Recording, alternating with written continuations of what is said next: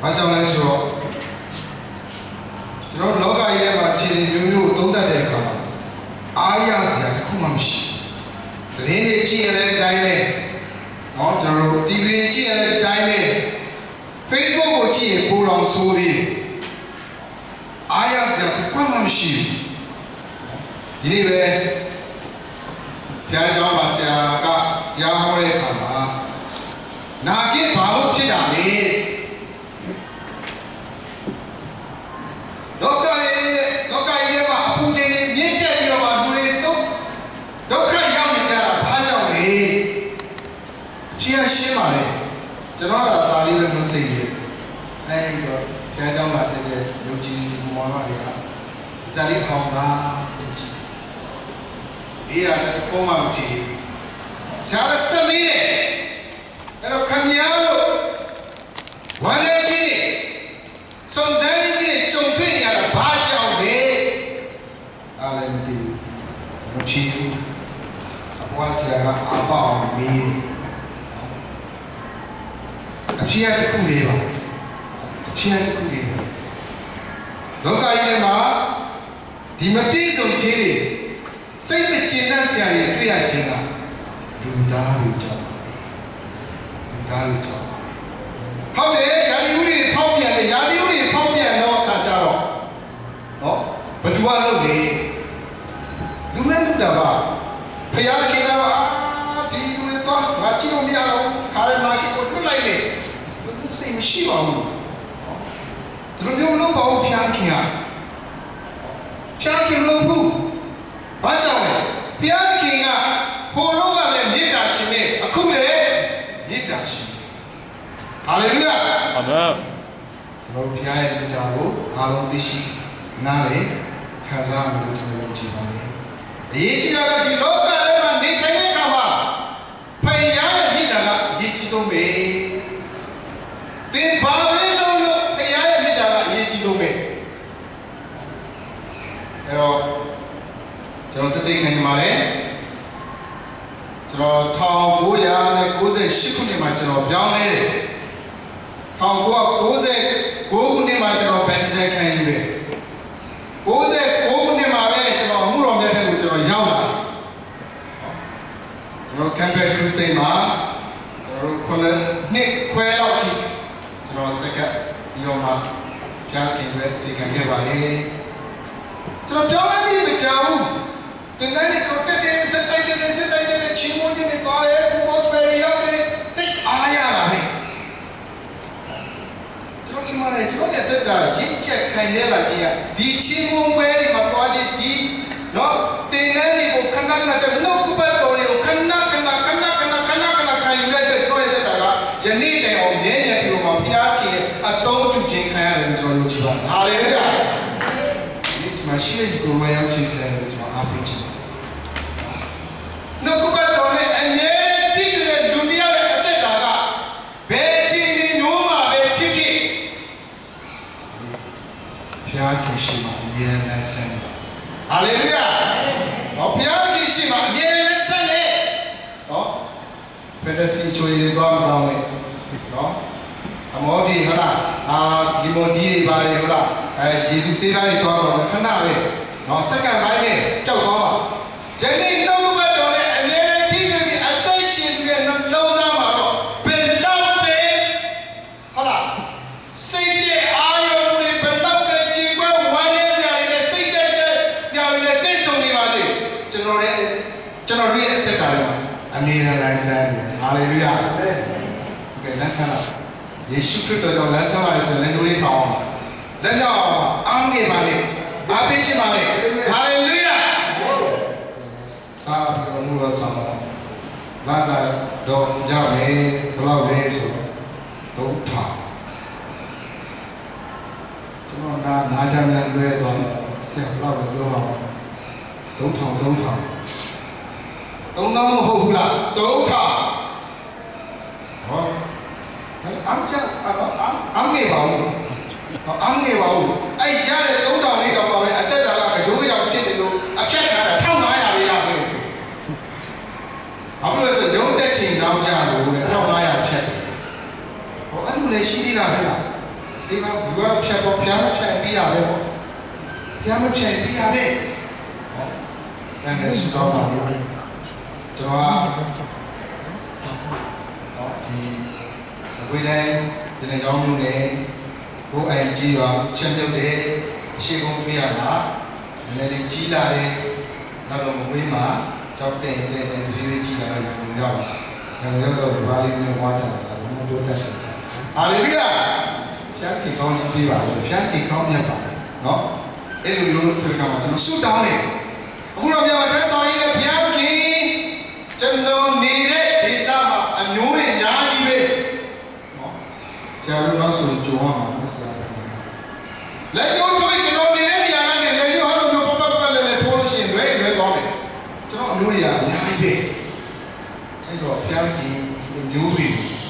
ကျွန်တော်ရရှိတဲ့ဘုရားရဲ့မေတ္တာဖြစ်လို့ချင်းခေတ္တကြီးတဲ့ကောင်းကိုကျွန်တော်ဝေငှချင်တယ်ပေါ့အဲ့ဒီနေရာမှာအတော်ပြုတဲ့ကျွန်တော်ရဲ့ခန္ဓာစိတ်ဝိညာဉ်ကိုစက္ကန့်အဲ့နာပါလေကိုတော့စိတ်အားထက်တန်ပါတဲ့ကျွန်တော်စိတ်ကဆူတော့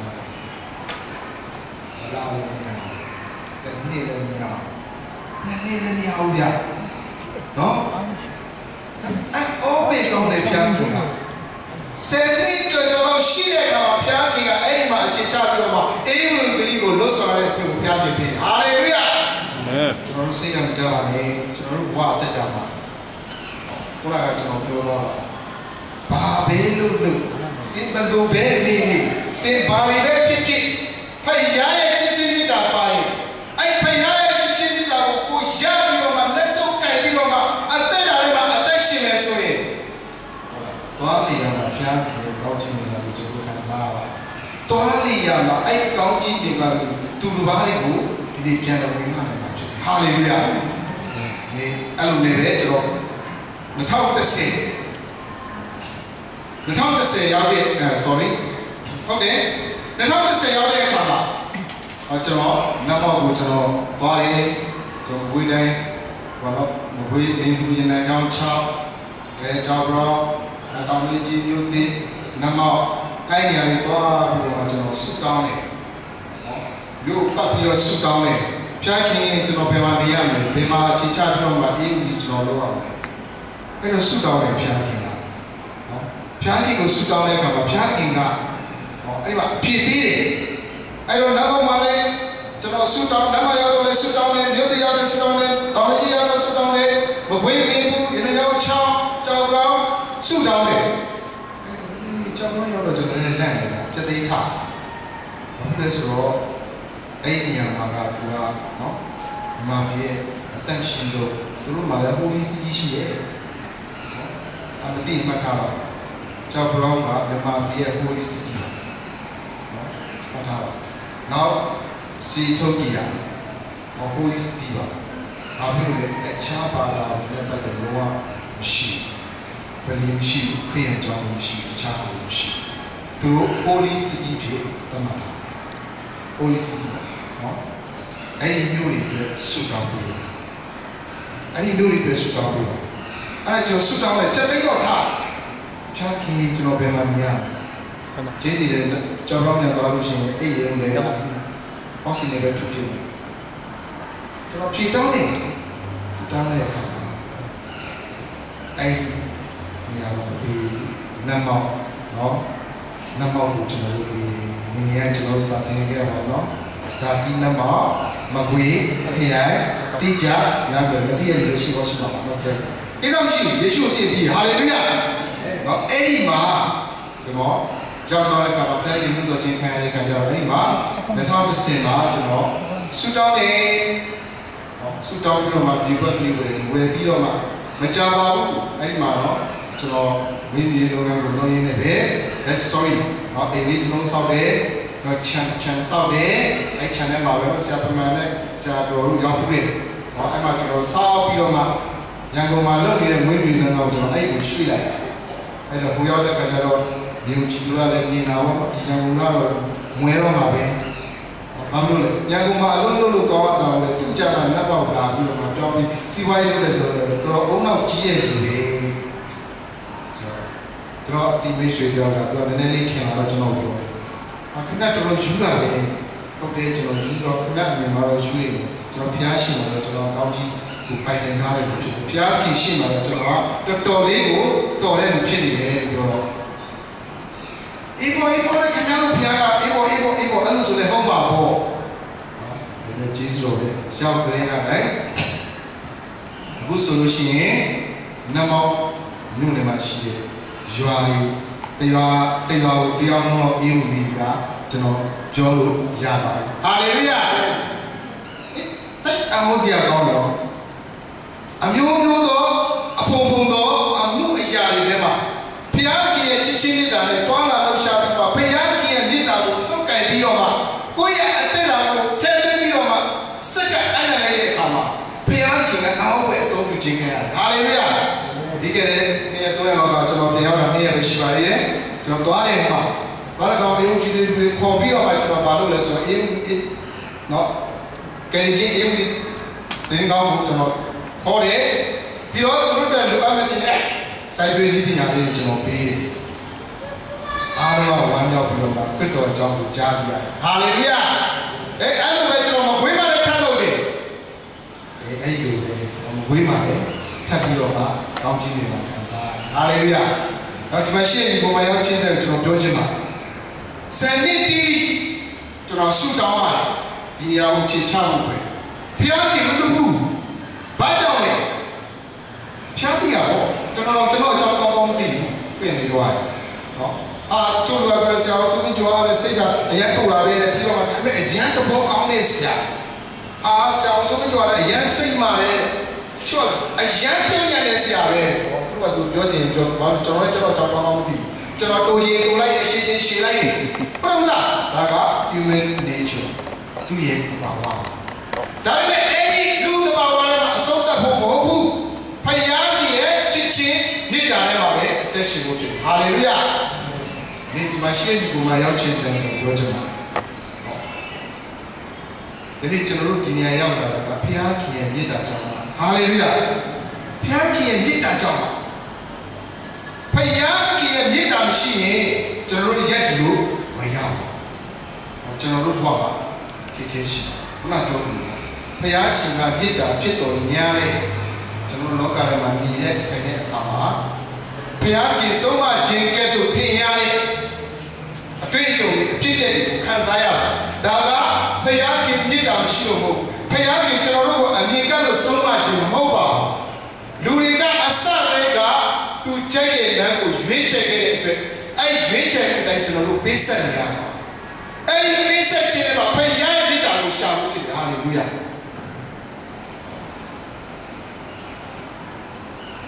ကျွန်တော်ပြောတာလည်းနော်ဆက်ဆံရှိဆိုလို့ရှိရင်ဒီကံလာပြီးတော့အားကြောင့်လည်းဆိုတော့ဒီကျွန်တော်တို့ဘဝအသက်ကလည်းအရေးကြီးဆုံးရာဘာလဲဆိုလို့ရှိရင်ပြောပါကျွန်တော်တို့ဘဝအသက်ကအရေးကြီးဆုံးရာနဲ့အဓိကအရာပြောပါဆိုတော့ဘာပြောမလဲ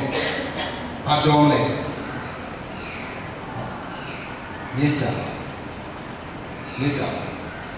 ဟောအဲ့လိုဒီအဲ့ဆိုရင်ယေရှုကဘယ်နာသွားတာယေရှုမရှိရင်မေတ္တာမရှိပါဘူးဒါကလည်းသိပါလေယေရှုမရှိမေတ္တာမရှိနိုင်ဘူးယေရှုကိုရရင်လေအဓိကအရာကျွန်တော်တို့က Facebook တွေမှာကျွန်တော်တို့လာပြီးတွေ့ရပါတယ်ယေရှုကိုရရင်အရာခတ်တဲ့ကိုရတယ်ဟုတ်လားကဲအယုထောင်ကြယေရှုကိုရရင်ကျွန်တော်အရာခတ်တဲ့ရပြီဆိုရင်အယုထောင်မချမ်းပါနဲ့ယေရှုကမချမ်းစားပါကြောက်နေကြရနော်ဒီကြတယ်အဲဆိုရင်ဆူနာမီကဲ့သို့တော့ခက်ခဲလာတယ်ဟာလေလုယာအာမင်လေယေရှုကိုရရင်အရာခတ်တဲ့ပိုင်လို့ဆိုဟုတ်လားမချမ်းပါနဲ့ဆူနာမီထဲမှာယေရှုရှိတယ်ဟာလေလုယာဆူနာမီထဲမှာယေရှုနဲ့ပေါင်းလာလို့ယေရှုနာဂိထဲမှာနာဂိကဲ့သို့ဘဝမုန်တိုင်းကြားရတဲ့မှာခရစ်တော်ရဲ့နှုတ်ကပတ်တော်နဲ့အသက်ရှင်ဖို့ရည်ကြည်ပါတယ်ဟာလေလုယာခရစ်တော်နဲ့အသက်ရှင်ရတဲ့ဒီအမှုရာအဆွေးအချင်းတွေကိုကျွန်တော်တို့အောင်မြင်ကျော်သွားနိုင်မှာဖြစ်တယ်ဟာလေလုယာအာမင်ဒီကျွန်တော်တို့ခရစ်ယာန်တွေက များစွာပါလဲဆိုလို့ရှိရင်ကောင်းစားချင်တာပြီးတော့ပြီးတထောင်ပြီးရင်တောင်းရတယ်တင်းရတယ်ဆိုတော့ကြိတ်တာပဲခင်ဗျားတို့ပေးပြီးမပေးပေးနော်ဒါတို့ဒုက္ခဆင်းရဲခြင်းလည်းရှိရလို့ပြောကြည့်အဲ့ဆရာဘယ်တော့မှခေါ်မှာမဟုတ်ဘူးဘယ်တော့မှလည်းငွေပေးမှာမဟုတ်ဘူးပြန်လွတ်မှာနော်အဲ့ဒီမှာရှိတဲ့ဒီမှာရောက်ချင်းစတဲ့ကိုကျွန်တော်ပြောချင်ပါတယ်ကျွန်တော်ဒီနေ့အေးဝီလောက်တာယေရှုရဲ့မြတ်တာကြောင့်ယေရှုမြတ်တာကြောင့်အဲ့ဒီမြတ်တာကိုကျွန်တော်ခံစားရအဲ့ဒီမြတ်တာကကျွန်တော်ရဲ့အသက်တာကိုအမြဲတမ်းလမ်းဆန်းစေအဲ့ဒီယေရှုရဲ့နှုတ်ဘက်တော်ကမြတ်တာနဲ့ရှင်တဲ့ဘဝအတွေ့အကြုံတွေကိုကျွန်တော်ကိုပေးကျွန်တော်ဘယ်ရာမှလည်းမမြင်ဘူးအရှက်အောင်စရာကောင်းအရှက်လေးကျွန်တော်စိတ်ကြောက်ဝင်ကောင်းတယ်ဒီယေရှုရဲ့နှုတ်ဘက်တော်နဲ့ဆိုင်တဲ့ချစ်ချင်းမြတ်တာတွေကျွန်တော်ရဲ့အသက်တာမှာမရှိတဲ့အခါကျတော့ဘာတွေဖြစ်လာလဲဆိုအခက်ခဲတွေတွေ့ကြုံလာလို့ရှိရင်တစ်ခါတည်းမှာပဲလက်တိလက်မောင်းတန်းပြီးတော့မှရောက်နေပြီးတော့စိတ်ပေါ်ကြတယ်မကျင်တဲ့ဆရာကြီးတွေ့တဲ့အခါမှာခါထဲမှာပဲဘာလို့လဲဟိုဘက်မျက်နှာကြောက်ခိုက်သွားတယ်နိမ့်မှာပေါ့နော်ဘယ်လိုဖြစ်တာလဲရိုးချတယ်အချက်တွေနဲ့ရင်ဆိုင်ရတဲ့အခါမှာညီကောင်မတွေနားမလည်နိုင်တော့ဘူးနော်ရုံရောက်ကြရောက်ပြီးရောက်ကုန်ကြတယ်ဒီမရှိဘူးမလားချင်းအဲ့ယေရှုရဲ့မြတ်တာကကျွန်တော်တို့အသက်တာထဲမှာစက္ကန့်တိုင်းကျွန်တော်ရဲ့တက်လာတဲ့လမ်းဆန်းဆိုကျွန်တော်ဒီထောင်နေကြည့်စက္ကန့်တိုင်းကျွန်တော်တက်တာထဲမှာရှိနေကြည့်အဲ့တော့ကျွန်တော်ပြောင်းနေတာကလည်းပဲဘာကြောင့်ကျွန်တော်ပြောင်းနေတာဘာကြောင့်လဲ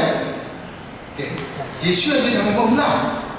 ယေရှုရဲ့မြတ်တာကိုကျွန်တော်ကိုဖြတ်ဝင်လို့အဲ့ဒီမြတ်တာကိုကျွန်တော်ရတဲ့အခါမှာအဲ့ဒီမြတ်တာကိုပြန်လဲပေးခြင်းနဲ့စိတ်ကျွန်တော်မှာရှိတာပေါ့ဟုတ်တယ်ဘူးလားအဲ့တော့ဘယ်ရတဲ့မှာလဲလို့မရတယ်ဘယ်ရတဲ့မှာနိုင်လို့မရတယ်ဒီယေရှုရဲ့ချစ်ခြင်းမြတ်တာကျွန်တော်တို့ဘဝအတွက်ဘယ်လောက်ထိအောင်ကောင်းချမ်းသာဖြစ်စေတယ်ဘယ်လောက်ထိအောင်ကျွန်တော်တို့ပေါ်မှာလားကောင်းကြီးဖြစ်စေတယ်ဘယ်လောက်ထိအောင်လက်ရှိလဲဆိုတော့ကျွန်တော်တို့အသိပါအဲ့ဒီမှာရှိတဲ့ကိုမရောက်ချစ်စရာကျွန်တော်ပြောချင်ပါတယ်အဲ့ဒီမြတ်တာကကျွန်တော်ပြောရအောင်လားဟုတ်လေသူယေရှုခရစ်တော်နှုတ်ဘက်တော်နဲ့ဆိုင်တဲ့ချစ်ချင်းမြတ်တာတရားကနှလုံးသားထဲမှာရှိတဲ့အခါမှာဘယ်အခြေအနေဘယ်ပုံစံပါပဲဖြစ်ဖြစ်ကျွန်တော်ရဲ့အသက်တာကိုအမြဲတမ်းလမ်းဆန်းစေအမြဲကျွန်တော်တို့ကိုနေတွန်းအားဖြစ်စေအမြဲတမ်းနှိုးချစေအဲ့တော့ကျွန်တော်ဒီနေ့ကြောက်ကြောက်ပြောချင်ပါတယ်ဒီနေ့ကြောက်ကရန်တီးရမှာဝမ်းသာပါတယ်ရန်လေတော့သူကမတရားရင်ဖျားကြောင်းမလာတော့သူတို့တည်တဲ့လူတွေလည်းရှိတယ်လေဖျားကြောင်းမှာသူတည်ရဲ့သူဘောသူတည်ရဲ့ငါဘောငါရဲ့လို့ချင်လို့မရဘူးလေဟုတ်တယ်မလားအဲ့တော့သူတည်ရဲ့သူမတရားလည်းဆိုမလာတော့ဘူးဘာလို့ဒီလိုလုပ်လဲသူကဖျားကိုဘာဖြစ်ချစ်ပါဘယ်မှာခုနကနှုတ်ကပတ်တော်နဲ့ဆိုင်တဲ့ချစ်ချင်းမြတ်တာညာသူ့ရဲ့ချက်မှာအစဉ်တိုင်းဟုတ်လားမခံယူတဲ့အခါကျတော့လိုချင်ဖြစ်တယ်ကျွန်တော်တို့ကြည့်ပါလေအချင်းတွေဒီလိုမှဆိုနော်ကျွန်တော်လုံးသားကစီကျက်လိုက်တယ်ဟာလေလုယာပါဇက်ကမဆိုတဲ့ဘူးဒါပေမဲ့နှလုံးသားကစီကျက်လိုက်တယ်အာမင်နှလုံးသားကအော်ဖြစ်နေတာကျွန်တော်မမြင်ဘူးမမြင်ဘူးခုမြင်ပြီလားမြင်ပြီလားမြင်ပါပါနော်မြင်ပါပါဟာကျွန်တော်ဟာလေလုယာ praise the Lord စချင်မှမရတော့ကျွန်တော်ဟာလေလုယာ praise the Lord မလုပ်နိုင်ဘူးလေဒါပေမဲ့နှလုံးသားထဲမှာတော့အရင်ဝမ်းမြောက်နေတယ်နှလုံးသားထဲမှာတော့ခင်ဗျားတို့ကြည့်တဲ့စီးကျက်တိုင်းကျွန်တော်လိုက်နေတယ်ဟာလေလုယာဒါဟာယေရှုရဲ့ချစ်ချင်းနေတာပဲဟုတ်လားဟုတ်တယ်မလားအဲ့တော့ယေရှုရဲ့ချစ်ချင်းနေတာဆိုတော့ဘာကြောင့်လမ်းဆန်းစေတယ်လဲဘာကြောင့်လမ်းဆန်းစေတယ်နော်ကျွန်တော်တို့ဒီမှာကျမ်းစာလေးဒီဖတ်ရအောင်ဒီမှာကျမ်းစာကဒါလေးကျမ်းကျွန်တော်ဘဝအသက်တာမှာအမြဲတမ်းနော်ကျွန်တော်အသက်တာကိုနှိုးဆော်တဲ့ကျမ်းပိုက်လေးဖြစ်ပါတယ်ကျွန်တော်ရဲ့အသက်တာကိုအမြဲတမ်းနှိုးဆော်တဲ့ရောက်တဲ့နေရာမှာလည်းနှိုးဆော်တဲ့အချိန်တိုင်းလိုလိုလည်းနှိုးဆော်တယ်ဒါလေးကျမ်းခင်းကြီးနှစ်ရှိတယ်ဒါလေးကျမ်းခင်းကြီးနှစ်မှာရှိတယ် so angin ni kali heti shieကျွန်တော်ဖတ်ပြချင်ပါတယ်တင်းဒီမတရားသောလူကိုလက်ခံနိုင်ကြောင်းကို၎င်းတမန်တော်မဟုတ်ဖဲတမန်တော်ဖြစ်အောင်ဆောင်သောသူတို့ကိုစစ်ဆေး၍လဲပြသောသူဖြစ်သည်ဟုသိကြောင်းကို၎င်းခံပြီးပြည့်စုံ၍ငါ၏နာမကြောင့်စင်ရဲခံ၍အားမြော့ကြောင်းကို၎င်းငါသိ၏သို့တော်လည်းတင်းဒီရှေးဥစွာသောချစ်ချင်းတာရော့ယူတင်လိုက်အပြည့်တင်စရာရှိ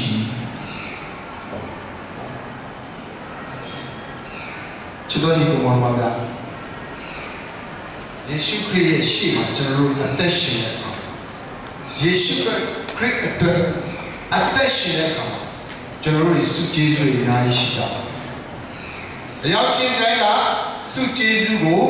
ပိုင်ဆိုင်ကြတယ်အဲ့ဒါကထူးခြားတဲ့စုကျေးဇူးတွေပါမယ်။ဟုတ်တမ်းလူတွေလက်ခံနိုင်တဲ့စုကျေးဇူးတွေပါမယ်။လက်ခံနိုင်တဲ့စုကျေးဇူးတွေပါမယ်။ဒါပေမဲ့ကျွန်တော်အဲ့ဒီပုံမှာရက်ကြည့်လို့မဟုတ်ဘူး။ဘာပြောပါလဲ။ဖျားခင်ကပြော။တမန်ကျမ်းစာကိုနှက်ဆက်ကျွမ်းကျင်ပြီးတော့မှတမန်ကျမ်းစာကိုလေ့ကျက်ပြီးတော့မှအင်္ဂလိပ်စာမဟုတ်ဘဲနဲ့အင်္ဂလိပ်စာဖြစ်အောင်ဆောင်နေဆိုတဲ့အတက်ကတမန်တော်ဘုရားနဲ့တမန်တော်ဖြစ်တဲ့ကို prophet ဘုရားနဲ့ prophet ဖြစ်အောင်ဆောင်တဲ့သူတွေကိုခွဲခြားပြီးသိနေတယ်ဆွမ်းမျိုးမှာရှိတယ်ဆိုတော့ငါသိပါလေတဲ့ပြတာခင်ငါသိတယ်ဒါကလည်းဘူးတဲ့ငါမင်းဝါတဲ့တိခံဒီဆိုတာဒီညမှာတိခံရုပ်ပြောတာတော့ဒီညမှာခံဒီနေ့ပြည့်စုံရေးဆိုတာကခံဒီဆိုတာကဒီညမှာတိခံခြင်းကိုပြောတာပါဠိလိုကရေးထားတယ်ခံဒီနေ့ပြည့်စုံတိခံခြင်းနဲ့ပြည့်စုံတယ်ကဲတားလေးဆက်ပြောတဲ့ဘုရားခင်ကမင်းတို့ဟာအဲ့ဒါနဲ့အဲ့ဒါပတ်သက်ပြီးတော့မှတိခံကြတယ်ထပ်ပြောတယ်ငါ၏နာမကြောင့်စီးရဲခံ၍အားမလျှော့ကြောင်းကိုလည်းငါသိဘယ်လိုခဲ့စိတ်သက်သက်လေးတော့တယ်ဘယ်လိုအချိန်မှာပဲဖြစ်အားမလျှော့ရဲရဲတက်ချွားနေငါကြောင့်လည်းမျိုးစီးရဲဒုက္ခအမျိုးမျိုးခံနေကြောင်းလည်းငါသိပါလေဒါပေမဲ့တင်အဖြစ်တည်စရာမရှိဘူးချင်းလေးကိုကြောင်းပါအားလေတင်တိုင်းတစ်ခုတော့လူလေးတင်တိုင်းတစ်ခုတော့လူလေးအဲ့ဒါကပါလေရှေးဦးစွာသောချစ်ချင်းမေတ္တာရော့ယူတင်တိုင်းအဖြစ်တည်စရာရှိဖျားခင်နေတဲ့စစ်စစ်ပါလေကျွန်တော်တို့မမလေးယနေ့ယုံကြည်သူကိုမှရောက်ချင်တဲ့ဖယားအတွက်အိမ်ကိုဖယားအတွက်စက္ကန့်ဖယားအတွက်အသက်ရှင်ရတဲ့အားရှိပါဒါပေမဲ့ချစ်ချင်းမေတ္တာကျွန်တော်အသက်တာလည်းပါနေပါလာတယ်ခရစ်တော်ရဲ့မြတ်တမန်ကျမ်းစာကျွန်တော်ရဲ့အသက်တာလည်းပါအသက်ရှင်နေပါလာတယ်ခုနကကျွန်တော်ပြောတယ်အဲ့ဒီမေတ္တာတွေကရော့ဖယားအတွက်ဆိုရင်လာဖယားအတွက်ဆိုရင်ဘယ်ကစားဘယ်ကြည့်တဲ့ကောင်းလဲဘယ်လိုဆုံးလဲကိစ္စမရှိကိုယ်ပိုင်လမ်းလျှောက်လို့စုကြလိုက်ကျွန်တော်ရှောက်တယ်အဲ့ဒီစုကြလိုက်ညာရှောက်တယ်ခရစ်တော်ရဲ့ချစ်ချင်းကမပေးနိုင်ခရစ်တော်ကပြောတယ်တင်နိုင်ခုတော့လူလေးတင်နိုင်ခုတော့လူလေးဟင်းဘယ်တော့ဒီကောင်းအောင်ချက်ထားပါစေ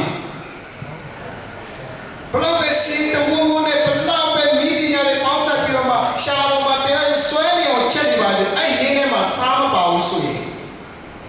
ညစားတဲ့ကြရရှိဖက်အနေနဲ့လည်းစားနိုင်ပါပေါ့ခိုးတော့ကလူကြီးကစားမပါလို့ဘာလို့ကစားနဲ့အလားတူသူရဲ့အခုလိုစားမရှိတဲ့အခါကျတော့ဘာလို့ ဝါတွေကိုမီးရှို့ပြီးတော့မှချို့တော့တစ်ခေါက်တွေကိုမီးရှို့ပြီးတော့မှနှင်းထဲကိုထည့်ပြီးတော့မှစားရတယ်အဲ့တော့တင်ဘလောက်တော်နေပါစေတင်ဘလောက်တက်နေပါစေတင်ဘလောက်ပဲဖျားခင်ရဲ့စက္ကန့်နေပါစေအဲ့ဒီနှင်းတစ်ွက်ထဲမှာစားမပါဘူးအရာကရှိပါဘူးတင်းရဲ့မိသားစုအတိုင်းဝိုင်း They are they are Taiwan. They are Poway, they are Pina, they are Nanga, they Poway, they crypto teaching it on she. Allega.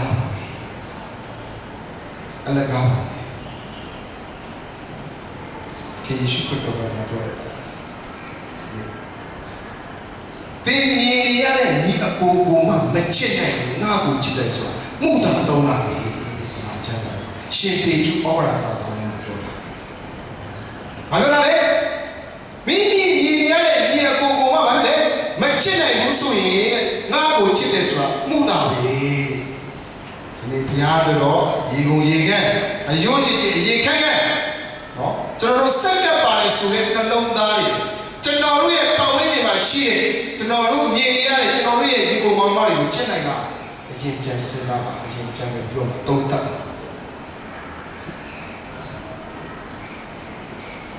To know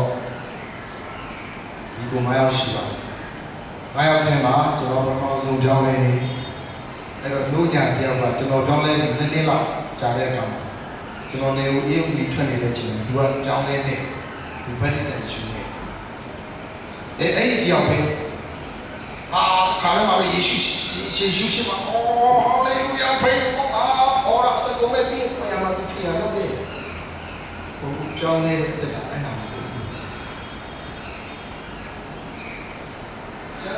You know what, Karama, you let the Karama show, they get sick at the away and the technology, they sick at the away, so it's not cheating. Only don't think about the whole day. How let you know to only Jotti Mahodebu. Need to share with you on my own channel. Luriga Pogo, Pendope, Chimoniba. Luriga Pendope, Pogo, Chimia Nibazi. Luriga Pogo, Pendope, account, Tobio, Niti. Jesus Shima, to look at that man who Jesus got Chimoya to people Yanji. And you Chimoya to people so ye. Jesus could not go on a sign and did that. But wait a minute,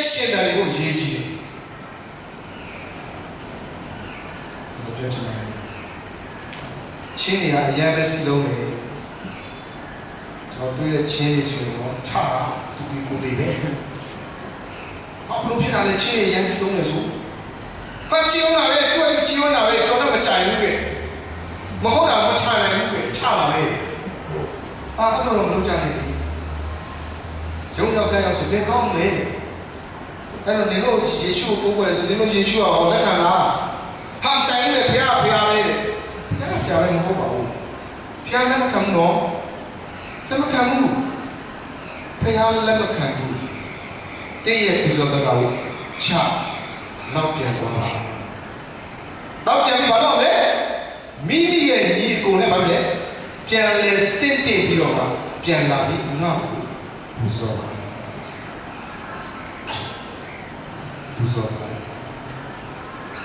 The Pachiba. She will do all us as Shiva. The Pachiba. Never can move. Good not don't show me about Karama, they don't cheat, don't show me. Be a million down, be a Maria down, be a volunteer. Who need to go on the people out to meet them to I don't want tree, and the poor tree, Chima, Jam, Shanghai, who knew I live at tree. The Virginia. Can we get your own? You should wonder like a dream maker. Can you have the town who dream? To meet the town who dream. Not on hope. I saw on Yaza. The Majana Joya. I saw on Yaza. Would you attend my solution? They say, no, I told them that don't give me the Piaki. I don't. Hallelujah. Nay, no longer a sin matter, no longer any issue admit that Tiana is deal with you, Suchiba. Petoma, tomorrow, Yeshua. The Majana, Petit Shia, this are Shia, they are pitted. Jaro, 2 years, this are Petit, to be my Hallelujah. ကျွန်တော်2004ခ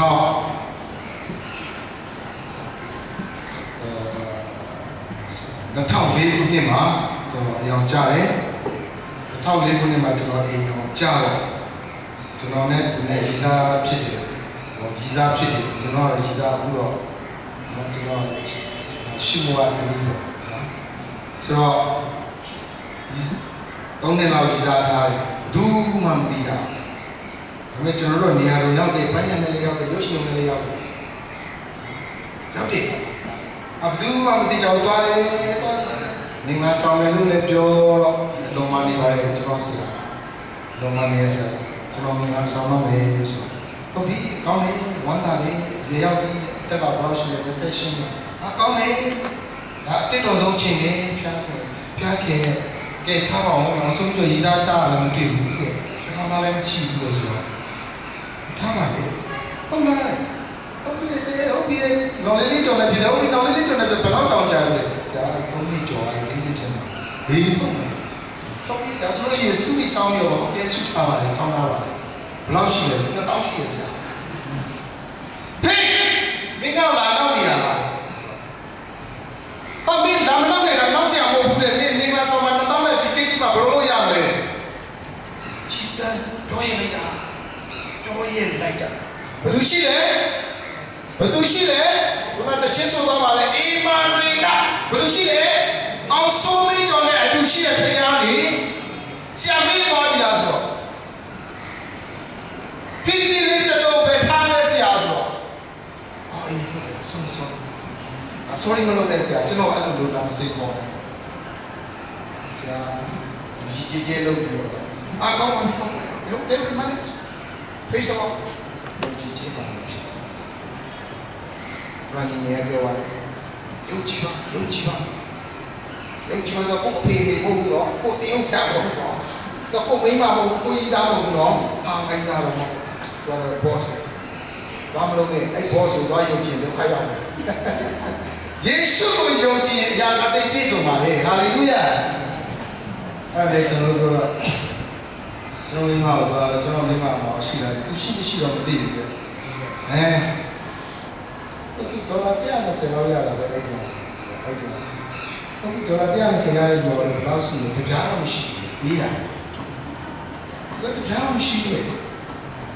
လိုနဲ့ပြောမလဲဆိုလို့ရှိရင်ကျွန်တော်တို့ယေရှုကိုဆုတောင်းတယ်ဆုတောင်းပြီးတော့မှကျွန်တော်တို့နေလာဖို့စပြီးတယ်မနေ့ကကိုဒီကားဆောင်တော့ခေါင်းဝင်စီရမရှိအဲ့တော့ဆိုပြီးတော့ကတင်လို့ကိုရလို့ချင်အောင်လို့ရတယ်မရှိဘူးဆရာဟာအဲ့ဒါဆိုပြီးဘယ်လိုလုပ်မလဲယေရှုရှိနေတယ်ယေရှုမြတ်ကကျွန်တော်တို့ပဲစင်ကားပါမယ်ဟာအဲ့လိုမလုပ်နဲ့လေအဲ့လိုမလုပ်နဲ့ဆိုဆရာတူလိုက်တော့ကျွန်တော်တို့ဟုတ်လားအခုတူနဲ့ပြောရဆိုလို့ရှိရင်မနေ့ကလိုနေပါဆောင်ဒီနေ့လိုမှာကျွန်တော်ခန်းဝင်ပစ္စည်းအစုံရဟာလေလုယာ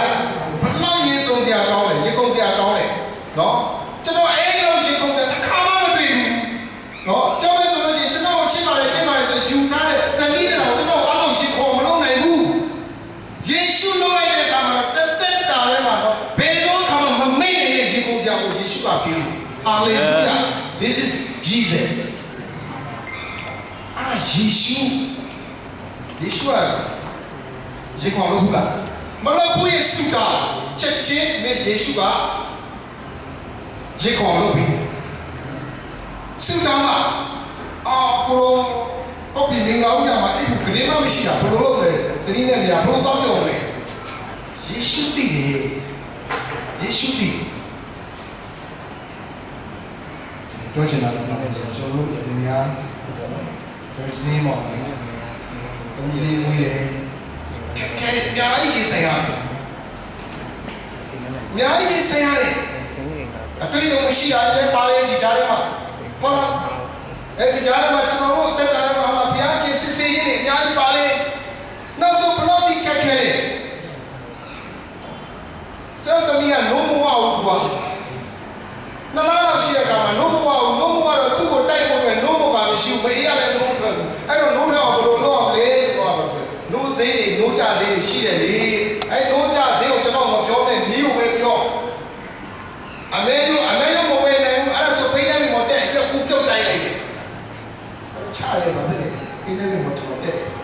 ပြီးကျွန်တော်မိန်းမကိုကျွန်တော်တပတ်တော့ကျွန်တော်ကူးပြီးတော့တိုက်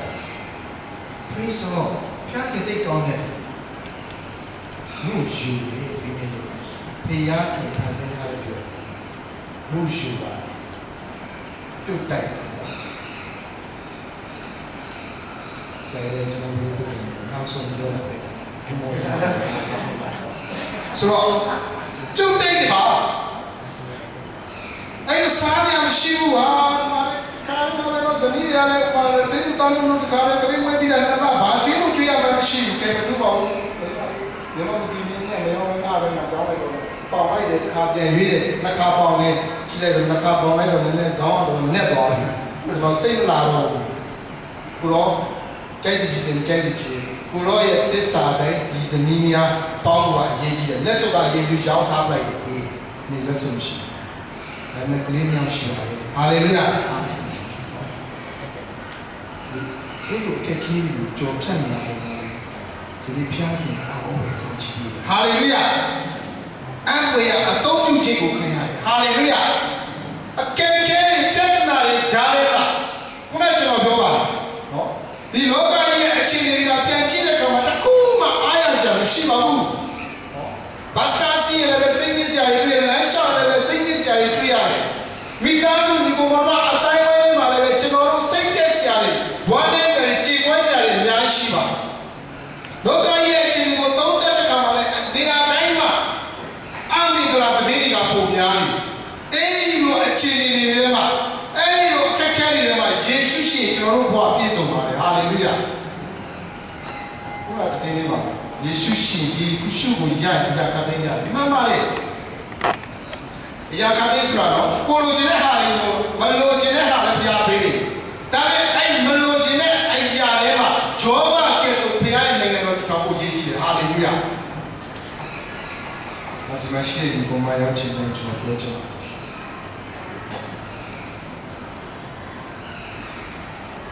ကျွန်တော်နေတဲ့စဉ်းစားရှေးဦးစွာသောမြတ်တာဘာဒီကောင်မအကြောင်းမှပြီးလို့မမလေးကျွန်တော်ရှာလို့ရတဲ့ငွေကျွန်တော်ရှာလို့ရတဲ့ငွေဒီကမှာအမ်တန်နှမျောပါဘာကြောင့်လဲချွေးနဲ့ရှာတာမဟုတ်နှမျောတာပေါ့ဒါပေမဲ့နှမျောပါဘုရားကပေးခဲ့နှမျောပါဘုရားကပေးလိုက်လို့ပြောရင်စုပ်တယ်အဲ့ဘုရားစကားနားထောင်ခြင်းနောက်တော့ကျွန်တော်တို့မမြင်နိုင်တဲ့ကျွန်တော်တို့မမျှော်လင့်တာမျှော်လင့်တာတွေတဲ့အံ့ဖွယ်ကောင်းတဲ့ကောင်းချီးတွေရှိပါတယ်။အဲ့အခြေအနေတွေမှာယေရှုရဲ့ရှေးဦးစွာသောမြတ်တာအရေးစဉ်းစားကြည့်ယေရှုရဲ့မြတ်တာကကျွန်တော်တို့ကိုတော်လို့တန်လို့ချစ်စရာကောင်းလို့ဂေလိတိပြရတယ်မဟုတ်ပါဘူး။မြတ်တာရှင်ဖြစ်တယ်လောကအခြေအနေရဲ့ဘုရားလောကလူသားရဲ့အကြောင်းကိုသိလို့သူကယ်ကိုဆင်းလာတဲ့မေတ္တာရှင်ပါထာဝရအတ္တကလောကကောင်းကြီးကိုပေးဖို့မေတ္တာနဲ့ဆင်းလာတဲ့မေတ္တာရှင်ပါရှင်းဦးစွာသောမေတ္တာဆိုတာကယေရှုကိုပြောတာအဲ့ဒီမေတ္တာရှင်ကိုကျွန်တော်တို့ကဥပ္ပခါပြုပြီးတော့မှကျွန်တော်တို့ကအသက်ရှင်အဲ့ဒီမေတ္တာရှင်ရဲ့နှုတ်ကပတ်စကားတွေကိုကျွန်တော်တို့ကဥပ္ပခါပြုပြီးတော့မှလောကထဲမှာအသက်ရှင်နေမယ်ဆိုရင်ကျွန်တော်ဖြားခင်ရမယ်မှာဖြစ်တယ်ဖြားခင်လက်ခံတဲ့တက်တာရောက်အောင်ဟုတ်ပါအဲ့လိုကျွန်တော်ရှင်းပြီးတော့မှချင်းရှင်းဥစွာတော့ပြတာအရင်ကြီးကြည့်ပါစာတူကချစ်လိုက်ကြတာတော့မလေးငယ်ချင်းမတွေ့ရဘူးခုနအမလေးချစ်လိုက်တာမလေးကမှဒီခါမှမယုံနိုင်ရှာတယ်သူစားတဲ့ဟာကိုသူစားတဲ့ဟာကိုစားအဖြစ်လေးလာမြင်လာပြီးတော့တော်တယ်လို့လက်ကြည့်တော့တော့အဖြစ်တယ်ညာဖြစ်တယ်ဆိုစကားတွေကအဲ့မှာကြားချင်တာရောကြားရတာကိုပြောပြီးအဲ့ဒါရှင်းဥကမြစ်တာပျောက်သွားတာကိုအဲ့တော့ယေရှုပေးတဲ့ကောင်းကြီးကခင်ဗျားတို့ချစ်စရာကောင်းလားချစ်စရာမကောင်းဘူးလားချစ်စရာကောင်းတော့မကောင်းတော့ယေရှုကပေးတာပါအဲ့ဒီမြစ်တာကိုအောင်းမိပါ ယေရှုပေးတဲ့ကယ်တင်ခြင်းကရောခင်ဗျားတို့ချစ်စရာကောင်းလို့မကောင်းလို့လားကောင်းတော့မကောင်းတော့ညီလူများလူပေးတာပါကောင်းမှပြန်ကြည့်ရင်ကျွန်တော်အမျိုးတွေပဲဘယ်သူမျိုးမှမရှိဘူးအခုလိုပြလို့ခင်ဗျားအမျိုးကြီးပဲခင်ဗျားဘယ်တော့မှတော့မဟုတ်ဘူးကျွန်တော်အမျိုးကြီးပဲအားကြောင့်ဒီဒီအားလုံးဖျားပြီးပြန်စီဖျားခြင်းပိုင်နေကျွန်တော်ဖျားသားလေဟုတ်တယ်မလားအဲ့ကျွန်တော်အမျိုးကြီးပေါ့ဒီထက်မှာတော့ကျွန်တော်အမျိုးတွေဟုတ်လားအဲ့ဒီမေတ္တာကိုကြည့်ရှေးဥစွာသောမေတ္တာဆိုအဲ့ဒီမေတ္တာ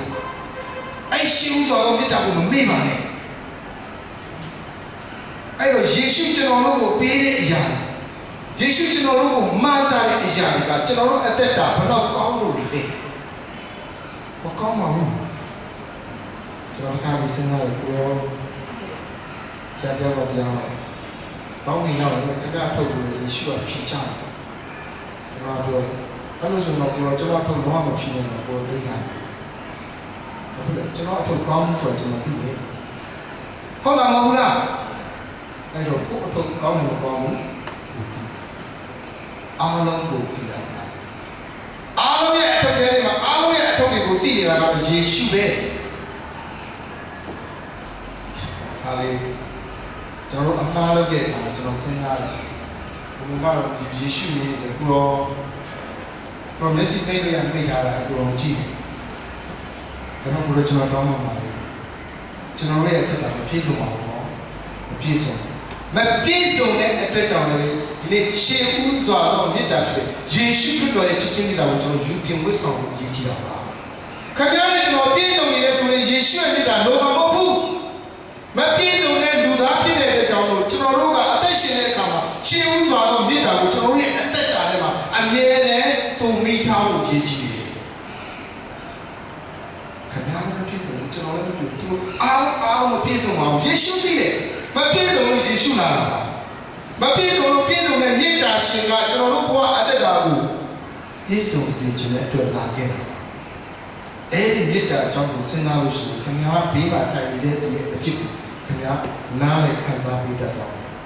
ဟာလေလုယာအာမင်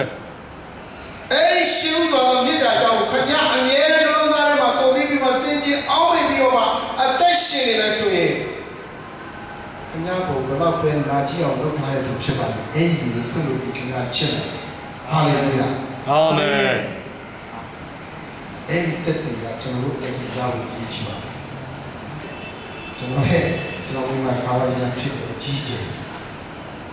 ဟောရင်းတော့ချစ်တာတော့လို့ကြီးကျယ်ရဖြစ်တယ်တူလည်းအော်ရမယ်တူလည်းအော်ရမယ်ကျွန်တော်ပြီးသွားတော့လည်းမိမငါတို့ရှင်းသွားနေတာတရားကိုသိလာလို့โอเคနေရာနဲ့မေးလို့မရဘူးခဏလေးဘာဖြစ်လဲကြီးတဲ့ရှင်းသွားနေတာလည်းကြီးတဲ့ကိုစေးပြီးတယ်စေးတဲ့အခါမှာနာတာပေါ့နော်တန်ကြီးတဲ့လည်းပို့တိုက်တဲ့အခါပေါ်လာပေါ့နာတာပေါ့နော်ဒါပေမဲ့ယေရှုကသစ္စာရှိပါတယ်ဟာလေလုယာယေရှုကဂရုတည်ယေရှုကမေတ္တာရှင်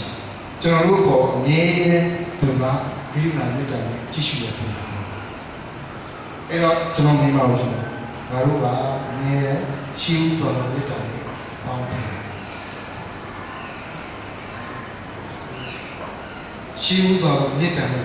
ငါတို့အသက်ရှင်နေတဲ့ယေရှုကလို့ရှိအဲ့တော့ချစ်တော်ညီကိုမောင်မနာယနေ့အာရနဲ့ဒီဝကဆင်းတယ်လာတဲ့ကျွန်တော်တို့အာရနဲ့ဒီဝကစကားနားမထောင်ပဲအကျိုးကျေးဇူးတွေကြောင့်ကျွန်တော်ဒုက္ခခံစားရတယ်ဒီနေ့ဖျားခင်ဖန်ဆင်းပေးထားတဲ့တောတွေကိုဖျက်ဆီးတယ်ဖျားခင်ဖန်ဆင်းထားတဲ့တဘာဝတွေကိုကျွန်တော်တို့ကိုကျိုးအတွက်သုံးပြီးတော့မှဟာပစ္စလက်ခံလုပ်ကြတယ်စီဝိုင်းသမားတွေအဲ့လိုပစ္စလက်ခံတွေလုပ်ကြတဲ့အခါမှာဆိုင်ရဲ့လူရောမဆိုင်ရဲ့လူရောလုပ်တဲ့လူရောမလုပ်တဲ့လူရောအကုန်လုံးတဘာဝမှာเนาะတိတ်ကြုံပြီးတော့မှဒီနေ့တဘာဝပေးတဲ့လူခံစားရတယ်ဒါကဘယ်ကြောင့်လဲဖျားကမုန်းလို့တန်ခတ်တယ်ဆိုကျွန်တော်လက်ခံဘူး Kamu, Mama, Chitong Dona Musoma, knitted over the out and had a channel like a man. I met Dinia people that Piano Lovu. Pianki without Mamma. Piana Mita Shin. Naked to Emily Piao through the Sogalo, Piano Takabaga. Pia will only take you in Lopa. Will only take you be Kayana, you will jump. Tori Blue Cassie, eh? Blue Cassie, eh? Luba. And the ticket taker, Jigero, Jigero, Luba. I don't know the thing you are paying as so much as Charlie will put a calm. Piana Ritash. I don't do it, look at the do it to Pune Quanam Tom Hay, Sakaja, a Joseph Job, General Cook to 1 year and Chiguya. Don't kind of say, see anything I'm doing that you're a picture. That one, Shiva. That one. I can't carry down my issue and get a Shiva. Get an Italian Yeshu Shiva. I check any time I Yeshu Shiva. Generally, General do it. Generally, meet us. I mean, you should see us from the town. He knows what General Army to Longa. She was out of the crypto and no matter teaching it out to do some of the wine. Eh, meet us, she was way. Machine, you go on. Eh, meet out to know, let each other and yeah, by the time I saw it. To know, so long I made no longer take trust. I'm here no longer lessons. Hallelujah. Amen. Hey, no matter what, it's not yet that I go lessons in my feet. I know what it's not yet that I will take trust in my feet. Hey, no matter what, it's not yet power in my ship. Nico one mile at the baby chin in my feet. Hallelujah. Amen. Amen. You are welcome.